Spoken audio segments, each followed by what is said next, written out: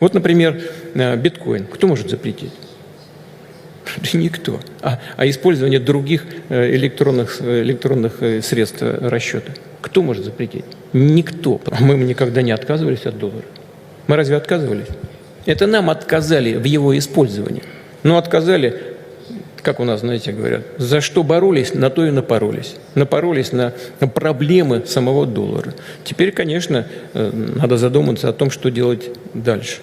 Вот это все происходит от самоуверенности, от чванства. Вы в разговоре с ним скажете, знаешь, чтобы он поаккуратнее был, так что не махал.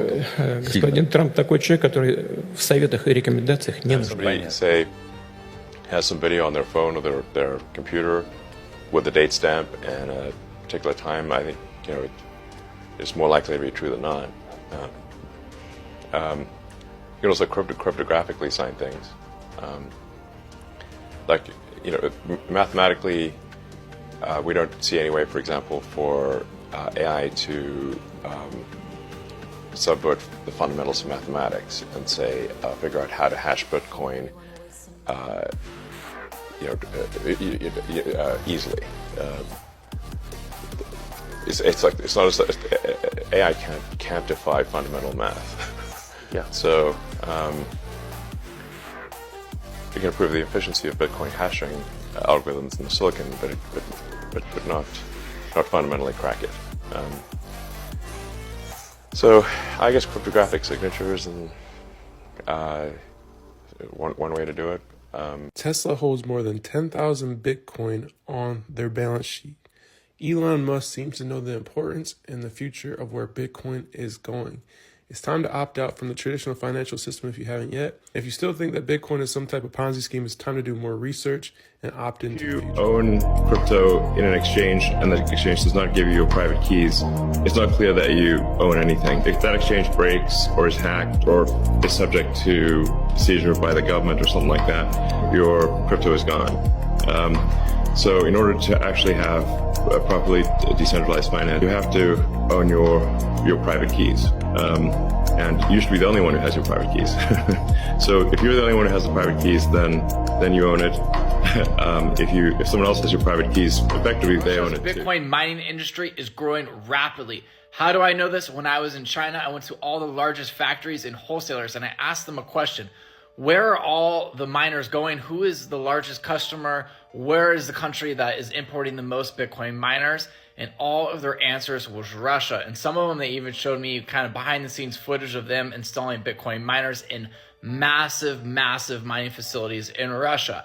I don't know if these are actually run by Bitmain, the Russian government, private firms, but I do know one thing, that the industry is growing rapidly there. There are restrictions on Russia importing stuff, but they're just going around it. They're, shipping these machines to Kazakhstan and then bringing them over border to Russia. There's no problem for Russia bringing these miners in. I'm sure the US government is monitoring this.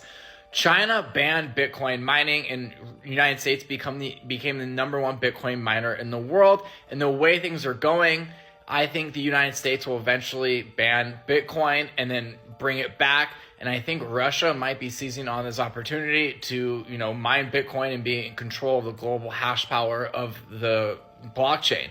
And in the future, there's going to be what they call a global hash war, which is governments are going to be directly mining Bitcoin, and they're going to want, the computational power, the more machines, cheap energy, and they're going to want to try to be in control of the Bitcoin network. And this is going to make it competitive. Machines are going to get better, and the functionality of everything is going to get better.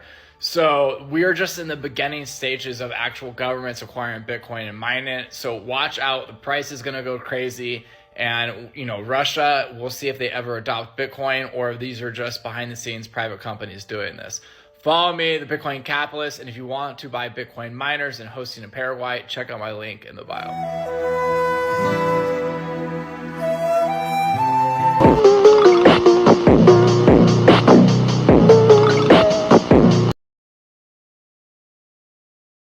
Russia is now gradually They used to do majority of their stuff they did, they used US dollar. Yeah.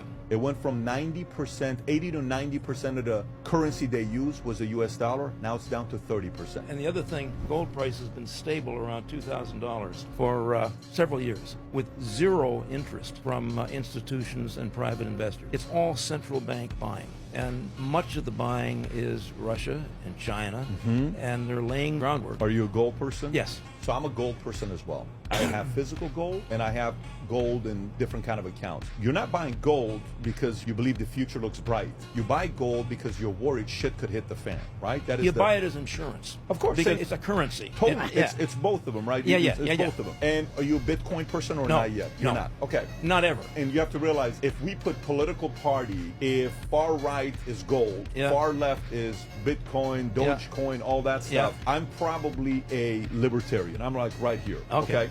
But I will tell you, Bitcoin is probably also going to be around. I don't think it's going to go away. I don't know what level of regulation they're going to have. They're definitely not going to put themselves in a position to lose money.